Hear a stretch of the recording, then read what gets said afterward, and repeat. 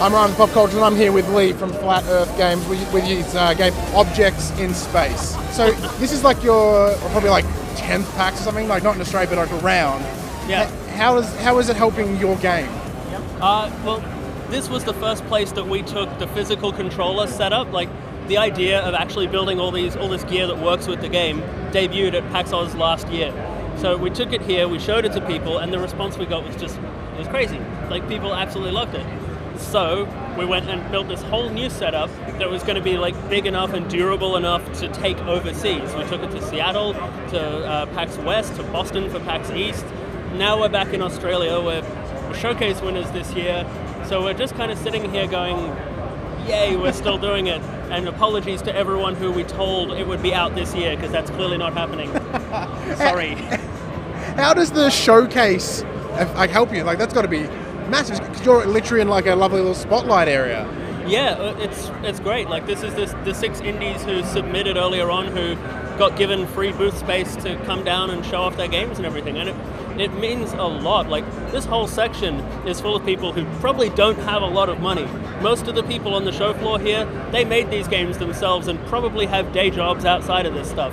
So yourself included. Myself included, yeah. So like, money is not something most indies have in abundance. Winning something like this just makes it so easy to connect with fans, and yeah, we couldn't do this otherwise. No, I spent some good time with the game a moment ago, but for those that haven't, do you have like a quick little elevator pitch?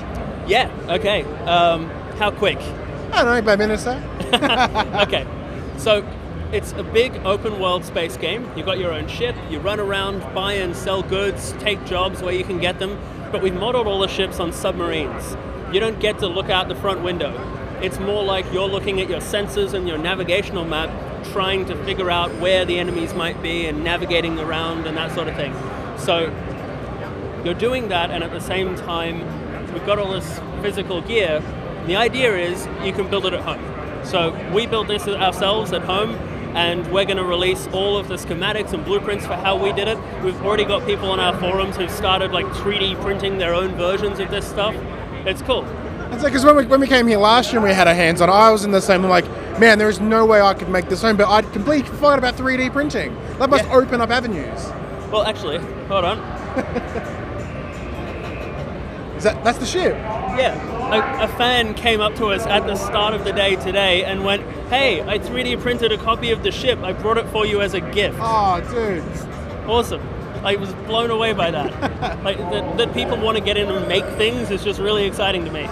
Now, I'm on to about this. I guess it's a sort of an element in the room with No Man's Sky and its expectations of a space game that you can travel and do things. How is that?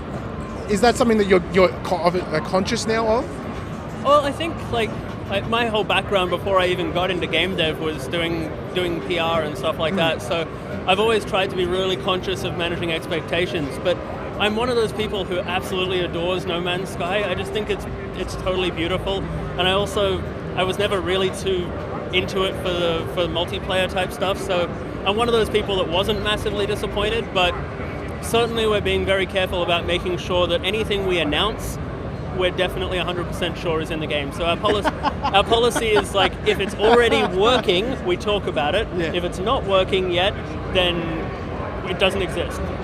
Just in case. Because as I was saying to you before, so like I'm a big fan of like farming games, sort of like meditative experiences where it's all just about going from A to B, just doing little things, and that's what I really enjoyed in No Man's Sky. And I just got the same boat, as you said. You can go from system to system and be like, oh, this is really hot right now. I'm just going to trade a lot of this. Yeah. Well, we're hoping that people kind of just get lost in the game. Like it's a bit of a sandbox. You can go wherever you want to go. There are stories and things for you to engage with, but this isn't a hero's journey. You're supposed to be like, you're a bottom feeder, you know? The name Objects in Space comes from the last episode of Firefly, and up until they did the movie of Firefly, like, they were never saving the world or anything like that. They were engaging with small people's problems and solving small things, and that was kind of what we wanted to recreate here. Lots of little things for you to do. Wherever you go, there's something, but there's not one overarching thing. No alien invasion or anything like that. You're a space trucker, you know? And your only concern is like pirates stealing your loot. Yeah. Pirates, deadly nebulas, accidentally crashing into the sun. Yeah, that sort of thing. Excellent. Well, that sounds amazing to me personally. Just the idea of just like you are just a person. And like that's got to make it relatable to the average person. Now, you did say before that it was meant to be out this year. When's it looking like it's going to be out? At the moment, I'm hoping we'll be out for the middle of next year. And anyone who wants to follow along and all that sort of stuff, we've got a mailing list going at objectsgame.com, and anyone who gets who wants to know about betas or early versions or anything like that, the mailing list will be the first to know. Hopefully middle of next year, but take that with a grain of salt, because this is the first time we've done an open world game, and those two words are a killer. Open world. There's so many implications for things games need to be if they're open world. It's just everything takes longer than we think.